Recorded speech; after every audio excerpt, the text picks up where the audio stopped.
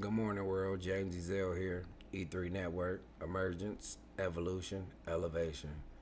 Today, I want to give you guys a rough estimate on how much money you will have to bring to the closing table if you were to be buying a house. I'm going to use the number 180,000. I think that'll get you a decent house. I think people can get decent houses for under that, but I'm just going to go with the $180,000.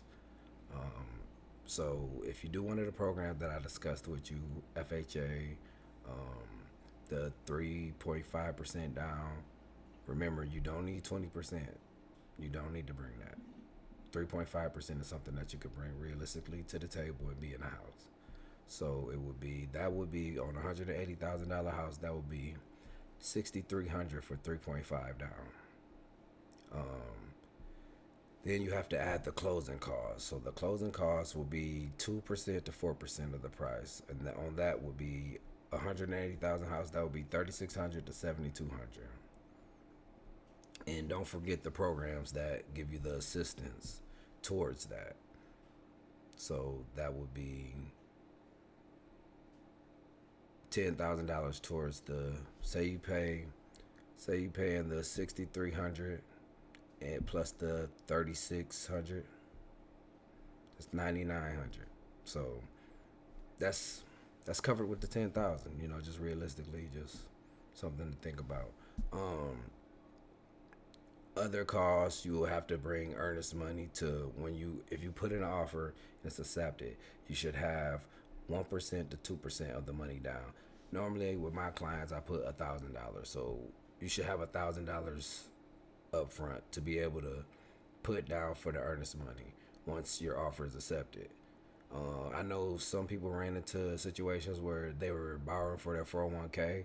So try to at least get that $1,000 first, um, just so you can get it secure and it could be, you know, your deal will be accepted and everything will be set and you can move forward and getting your money out of your 401k.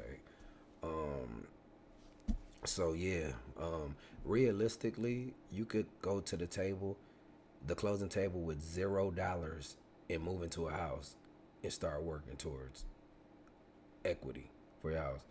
I went a step further and I did $180,000 at about like 5.9%. And what that would be monthly, that would be about 1,400 monthly. That's what your insurance and everything's covered. Um, I know people paying that right now. People paying 1,500, 1,600, 1,700 for apartments or renting houses that ain't even up to par like that. So you really should take it into consideration. Start looking for a house to buy, because I think you can do it.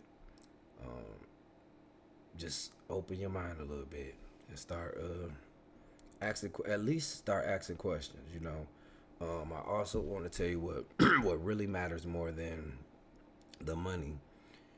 Just putting yourself in a better position is your credit score, your pre-approval, and your income to debt ratio. So make sure you sit down and figure all that out. Again, I'm gonna tell you the first step is to talk to a lender so you can see where you're at. See where you at in life. See how your finances look on paper. See how your credit looks, and if it's even something that you can be approved for. And if it's not, remember, they're going to give you the blueprint. They're going to give you the blueprint to let you know, like, okay, this is what you need to do. In order to buy a house, this is what you need to do. Do these things, take care of these things, and then you'll be able to get a house. So it's just like everything helps you along the way. And also want to remind you that I'm here. I don't care if you're looking for a house. I don't care if you're thinking about buying a house. I don't care if you want to sit and talk about your credit and I can help you with your credit. I don't care what you want.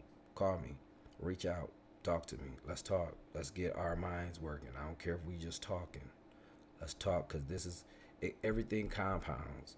When you start thinking about buying a house, when you start thinking about just bettering yourself in the situation, making your finances better, making your finances stronger, that's what it's all about. And I'm here to support you with all that.